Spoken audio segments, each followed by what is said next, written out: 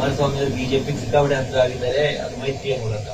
ಈಗ ಮಂಡ್ಯದಲ್ಲಿಯೂ ಕೂಡ ಕೇಸರಿ ಧ್ವಜವನ್ನು ಹಾಕುವುದಕ್ಕೆ ಇದನ್ನು ವೇದಿಕೆಯನ್ನ ಬಳಸ್ಕೊಂಡು ಕುಮಾರಸ್ವಾಮಿ ಅವರು ನೋಡಿ, ಈಗ ಬಳಸ್ಕೊಂಡ್ರು ಅನ್ನೋದಕ್ಕಿಂತನೂ ಇವ್ರು ಯಾಕೆ ನಾನು ಹೇಳ್ತಿರೋದು ಕಾನೂನಲ್ಲಿ ಇವ್ರು ಯಾಕೆ ಎಡುವುದ್ರು ಕೇಳ್ತಾ ಇದೀನಿ. ನಾವು ಜನರ ಭಾವನೆಯನ್ನ ನಾವೊಂದು ಪ್ರತಿಪಕ್ಷವಾಗಿ ನಮ್ಮ ಕರ್ತವ್ಯ, ನಮ್ಮ ಜವಾಬ್ದಾರಿ.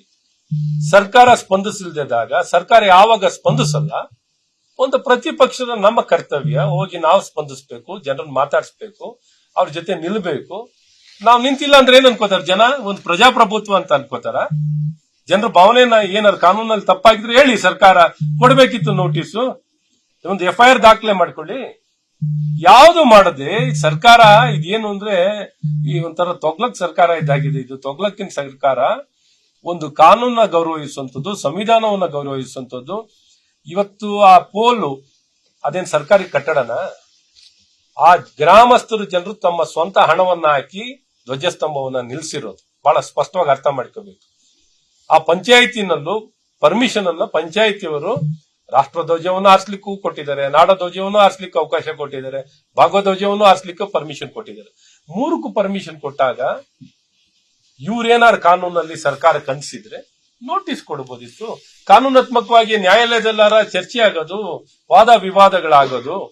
ಇವ್ರ ಮೇಲೆ ಏನು ಇದಾಗ್ತಿರ್ಲಿಲ್ವಲ್ಲ. ಇವತ್ತೇನು ಬಿಜೆಪಿ ಮೇಲೆ ಆಪಾದನೆ ಮಾಡೋದು, ADS ಮೇಲೆ ಆಪಾದನೆ ಮಾಡೋದು.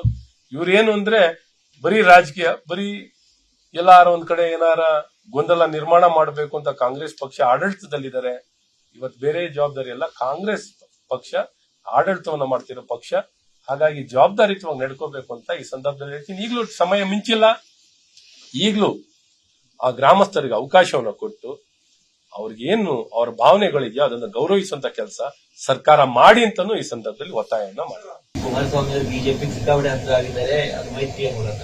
ಈಗ ಮಂಡ್ಯದಲ್ಲಿಯೂ ಕೂಡ ಕೇಸರಿ ಧ್ವಜವನ್ನು ಹಾಕುವುದಕ್ಕೆ ಇದನ್ನು ವೇದಿಕೆಯನ್ನ ಬಳಸ್ಕೊಂಡು ಕುಮಾರಸ್ವಾಮಿ ಅವರು ನೋಡಿ, ಈಗ ಬಳಸ್ಕೊಂಡ್ರು ಅನ್ನೋದಕ್ಕಿಂತನೂ ಇವ್ರು ಯಾಕೆ ನಾನು ಹೇಳ್ತಿರೋದು ಕಾನೂನಲ್ಲಿ ಇವ್ರು ಯಾಕೆ ಎಡುವುದ್ರು ಕೇಳ್ತಾ ಇದೀನಿ.